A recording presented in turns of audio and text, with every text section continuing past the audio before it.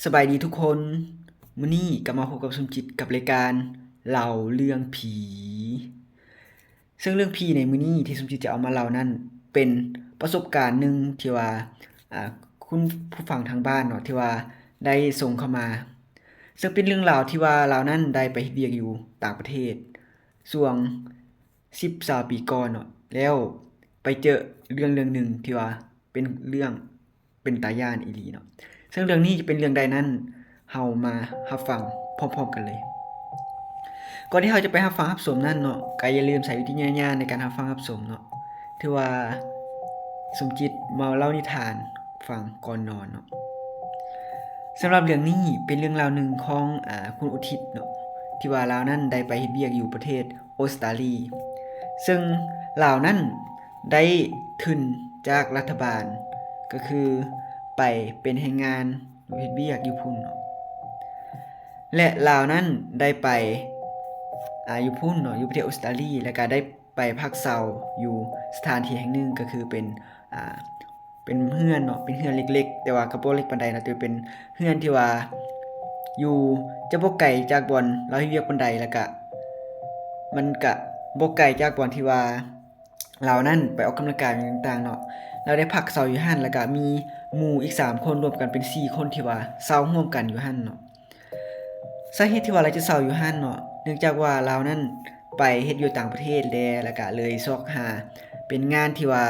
เป็นเรือนที่ราคาค่อนข้างถูกเนาะแล้วก็เวลาเราเดินทางไปเฮ็ดเวียกราคาค่ารถก็บ่ค่อยแพงปานใดเนาะแล้วเขาเจ้าก็ได้ออกกันเนาะออกเงินกันช่วยกันเซาอยู่นี่ทั้งหมดมี4คนเนาะเขาเจ้าเซาอยู่หั่นสำหรับอ้อมรอบหั่นก็จะเป็นเรือนของประชาชนต่างๆเนาะที่ว่าเขาเจ้าได้อ่า พักอาศัยอยู่เขตนั้นและเราคุณอาทิตย์เนาะที่พักอยู่กันหันจะมีคุณอาทิตย์ที่ว่าเป็นคนลาวแล้วก็มีอีกผู้หนึงที่ว่าเป็นคล้ายๆคือกับมาร่วมเฮ็ดเวียกคือกันแต่ว่าไปคนละบ่อนเนาะเป็นทุนอีกต่างหากหนึงก็คือลาวนั้นจะซื้อแก้วเนาะซื้อแก้วอีกผู้หนึงส่วนอีกผู้หนึงเป็นคนออสเตรเลียหั่นเป็นชื่อเดวิดอยู่คนออสเตรเลียหั่นและอีกผู้หนึงคือยูโกะจะเป็นคนญี่ปุ่นเนาะที่ว่าลาวนั้นก็ได้ไปเฮ็ดเวียกอยู่หั่นคือกันแต่ว่าบังเอิญไปพ้อกันอยู่หั่นก็เลยแบบ อ่าทำความรู้สึกรู้จักกันเนาะแล้วก็เลยเซาอยู่พร้อมกันเนาะสำหรับทั้ง4คนเนาะก็เซาอยู่พร้อมกันอยู่หั่นแล้วตื่นเช้ามาก็พากันไปเฮ็ดเวียกสำหรับอ่ายูโกะหั่นเราจะเป็นไปเฮ็ดเวียกอยู่เขตเป็นเฮ็ดเวียกฟาร์มเนาะอยู่ฟาร์มแล้ว2อาทิตย์3อาทิตย์เราจึงจะมาอยู่หั่นเทื่อนึงเนาะหรือบางทีก็1อาทิตย์มาเทื่อเพราะว่าเราหั่นเฮ็ดเวียกค่อนข้างไกลจากบ่อนนั้นน้อยนึงเนาะแต่ว่าเรานั่น ไปประจำอยู่ฟาร์มเลยแบบไปเฮ็ดเวียกเป็นฟาร์มเก็บดอกไม้อย่างนี้แหละส่วนโคทิศกับแก้วเนาะเขาเจ้าเฮ็ดเวียกเป็นอยู่โรงงานแต่ว่าอยู่มอหั่นแหละเขาเจ้าก็เลยแบบเที่ยวมาทุกมื้อนั่นแหละตอนเช้าก็ตื่นไปเฮ็ดเวียกหั่นแล้วก็ตอนแลงก็กลับมาเฮือนคือเก่าในส่วนเดวิดเราก็เป็นเฮ็ดเวียกคือกันเนาะเฮ็ดเวียกอยู่เป็นโรงงานอยู่เขตนั้นนั่นแหละแต่ว่าเราก็กลับมาเที่ยวทุกมื้อซึ่ง4คนนี้เนาะ ก็ร่วมเมียกันเมิดแหล้วเนาะเขาเจ้าก็ตกลงเนาะวันนี้เขาเจ้าก็อยู่นำกันแล้วก็แต่ละคนก็หลังจากอยู่นำกันแล้วเนาะแต่ละคนก็พากันแบบไปเกียมเครื่องอิหยังต่างๆเนาะแบบไปซื้อของอิหยังต่างๆแล้วเพื่อเอามาอยู่ในเรือนหั้นสวยหั้นสำหรับรูปร่างลักษณะเรือนเนาะจะเป็นเรือน2ชั้นแล้วเรือนชั้นรุมมันจะเป็นห้องตารางเนาะห้องตารางแบบนั่งกินข้าวอิหยังแหละห้องแบบกว้างเลยแหละแต่ว่าชั้น2หั้นมันจะเป็นห้องเนาะห้องมี4ห้อง5ห้องนั่นแหละแต่เขาเจ้าก็พักอยู่คนละห้องอยู่ในหั้น หลังจากที่เขาเจ้าก็อยู่พร้อมกันแต่ละมื้อเนาะสำหรับแม่นแก้วกับแม่นอุทิศเขาเจ้าก็จะเริ่มสนิทกันเนาะเพราะว่าเป็นคนลาวคือกันเขาเจ้าก็หลังจากไปเวียกมาเขาเจ้าก็กลับมาแล้วก็ล้มมีหยังกันแล้วจึงเข้านอนนี่จึงเข้านอน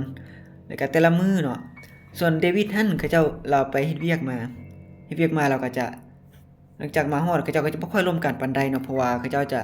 บ่ค่อยถนัดเรื่องภาษาปานใดเนาะร่วมสื่อสารกันบ่ค่อยได้ปานใดแล้วก็เดวิดแล้วก็จะกลับเข้าห้องเลยแม้แต่ละมื้อหั่นก็บางมื้อก็แต่งกินก่อนเนาะแล้วก็จึงเข้านอนส่วนแม่นยูโกะหั่น1อาทิตย์2อาทิตย์แล้วจึงกลับมาเทื่อเนาะแต่ว่าโดนๆแล้วจึงมาพ้อกันหั่นแหละแล้วก็เจ้าก็อยู่นำกันหั่นก็โดนเติบเนาะโดนเติบบัดนี้ แล้วก็มีมื้อหนึงเนาะเขาเจ้าก็พากันแบบมีแก้วกับยุอ่าแก้วกับอุ อุทิศเนาะเขาเจ้าก็ไปเฮ็ดเวียกหั่นไปเฮ็ดเวียกแล้วก็กลับมามื้อนั้นเนาะเขาเจ้าก็เข้าไปนอนแล้วเราก็ร่วมกันยังแล้วเข้าไปนอนนั่นแหละแล้วก็มื้อนั้นก็เดวิดแล้วก็กลับมาเนาะกลับมามื้อนั้นแล้วกลับมาหั่นแล้วก็ไปแต่งกินหยังมื้อแล้วเนาะแต่งกินมื้อแล้วก็แต่เขาเจ้าก็บ่ได้ร่วมกันหยังคือเก่าเนาะก็คือกลับไปห้องแล้วก็แต่ละมื้อตื่นเช้ามาก็ไผก็เฮ็ดเวียกกิจกรรมไผนั่นแหละแล้วก็ไปเฮ็ดเวียกคือเก่าแต่ว่าจุดพีคก็คืออยู่วันนี้เนาะหลังจากเขาเจ้าอยู่นํกันได้เพียงประมาณ2-3อาทิตย์เนาะ2-3อาทิตย์แล้วมันได้มีเรื่องแปลกประหลาดเกิดขึ้นเนาะก็คือมีมื้อนึงอะเนาะอุทิศกับแก้วนะเขาเจ้ามานั่งนี่นํกันหั่นแต่ว่ามันมีแบบกลิ่นเนาะเป็นกลิ่นเหม็นๆเนาะเป็นกลิ่นเหม็นๆแบบลอยเข้าดังนั่นแหละเขาเจ้าก็พากันแบบซอกกันแหละว่ามันเป็นกลิ่นอีหยังวันนี้ก็ซอกไปซอกมาซอกทั่วแหละแต่ก็บ่เห็นกลิ่นเนาะมันบ่เห็นกลิ่นเลยเขาเจ้าก็สงสัยเนาะเขาเจ้าก็พยายามแบบทั่วเบิ่งแบบว่ามันจะมีกลิ่นอีหยังบ่ที่ว่าแบบอาหารเน่ามันหยังปะอันแบบหรือว่าอีหยังอยู่หั่นนะแต่ก็บ่เห็นเนาะบัดนี้เขาเจ้าก็ซอกไปซอกมาก็บ่เห็นเขาเจ้าก็นั่งรวมกันอยู่หั่นสักพักนึงเนาะก็ได้ยินเสียง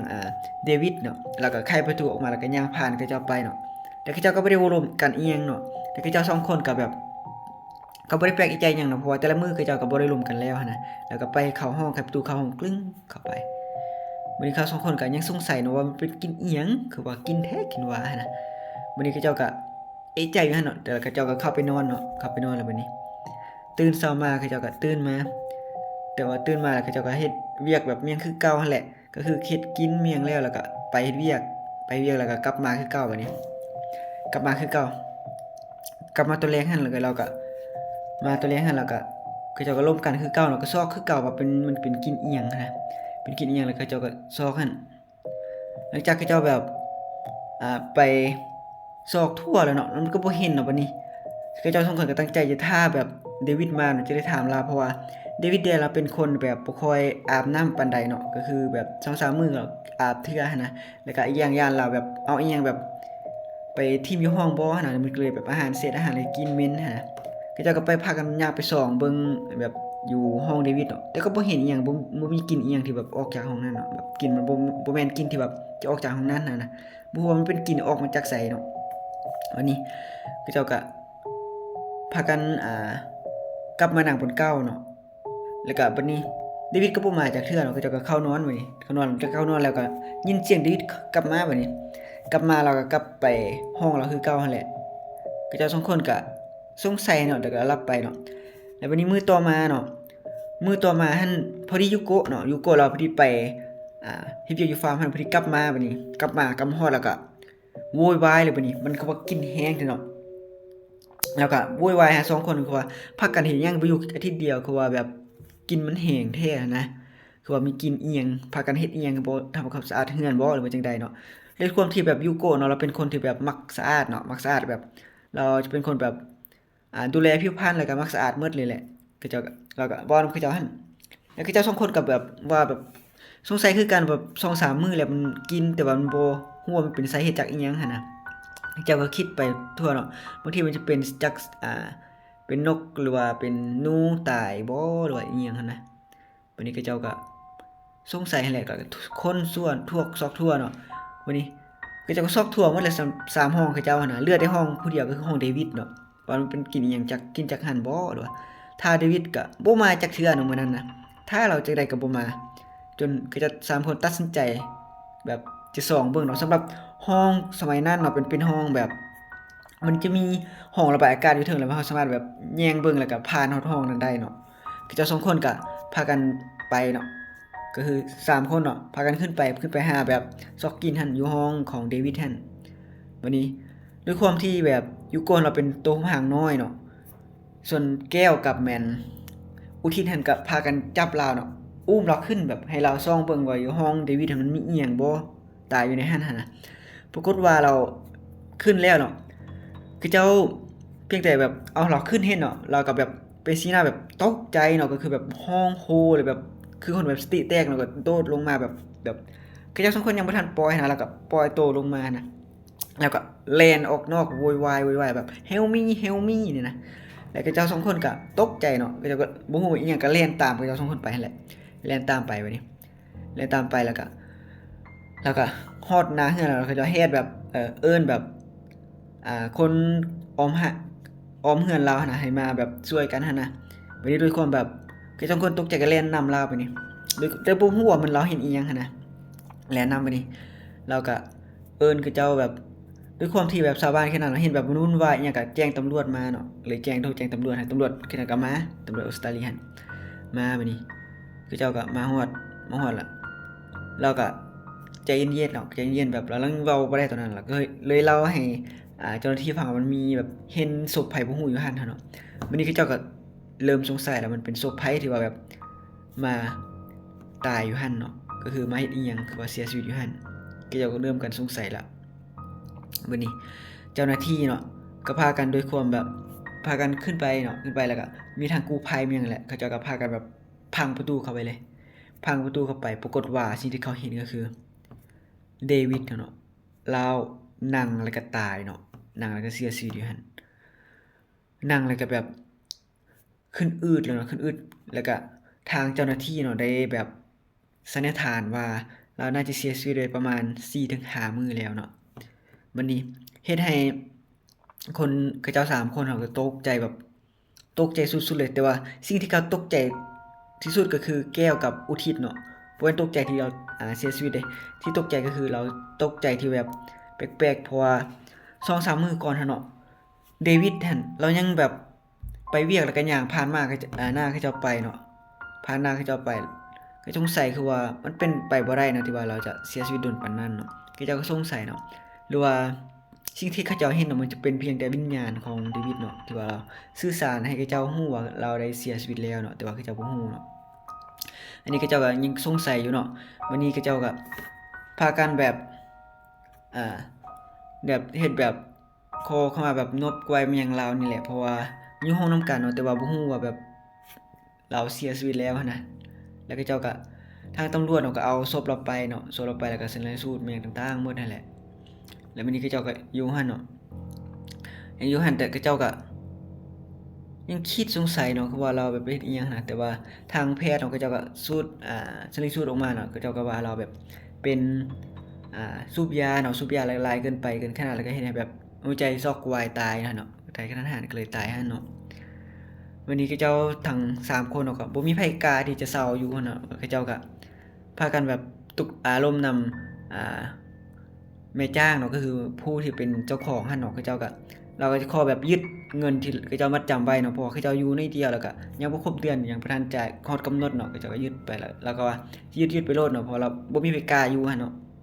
เขาเจ้าก็สิย้ายไปอยู่บนไม้ย้ายอยู่บนไม้แล้วก็เขาเจ้าก็พากันย้ายไปเนาะพากันย้ายไปบ่มีไผกล้าอยู่เนาะสำหรับอ่า ห้องแถวแห่งนั้นเนาะเฮือนหลังนั้นเดี๋ยวนี้ก็ยังมีคนมาพักเซาอยู่ปกติเนาะตามที่ว่าอุทิศเราได้เว้าอะก็คือเราได้ผ่านมาเขตนั้นแหละแต่ว่าเฮือนหลังนั้นก็ยังมีคนมาเซาอยู่คือเก่าเนาะโดยที่แบบบ่มีการแบบรื้อถอนหรือว่าเอาออกหยังเป็นอย่างใดเนาะแล้วก็สำหรับเรื่องนี้เนาะก็จะมีเพียงส่ำนี้เนาะสำหรับเรื่องราวนี้แล้วก็ถ้าไผที่ว่าแบบได้ไปผ่านเขตนั้นเนาะหรือว่าได้มีเรื่องราวอิหยังที่แบบมีเรื่องราวเกี่ยวกับเรื่องแบบนี้เนาะก็สามารถแบบส่งเข้ามาให้สมคิดเราได้เนาะแล้วก็ก่อนที่สิจากกันมื้อนี้ทุกคนช่วยกันเช็กเบิ่งว่าสถานที่ที่ทุกคนอยู่ในตอนนี้เคยมีเหตุการณ์แบบนี้บ่เนาะแล้วก็ช่วยกัน อ่าเบิ่งดีๆเนาะว่ามีอิหยังบ่เนาะแล้วก่อนที่จากกันมื้อนี้ก็อย่าลืมกดไลค์กดแชร์กดติดตามสมจิตเนาะเพื่อบ่พลาดคลิปใหม่ๆเนาะสำหรับสมจิตมาเล่าตอนนี้ก็เวลาก็ตอนเกือบจะเช้าแล้วเนาะก็คืออยู่ 4:30 นเนาะเวลาตอนนี้เนาะแล้วก็ตอนนี้ก็รอเนาะขนลุกเลยเพราะว่าอยู่ผู้เดียวเนาะแล้วก็เล่าครั้งแรกเนาะที่ว่าเล่าเนาะแล้วก็ฝากเป็นกำลังใจให้สมจิตเนาะสำหรับ EP นี้เรื่องนี้ก็จะจบเพียงส่ำนี้เนาะสำหรับ EP หน้าจะเป็นเรื่องใดนั้นก็อย่าลืมติดตาม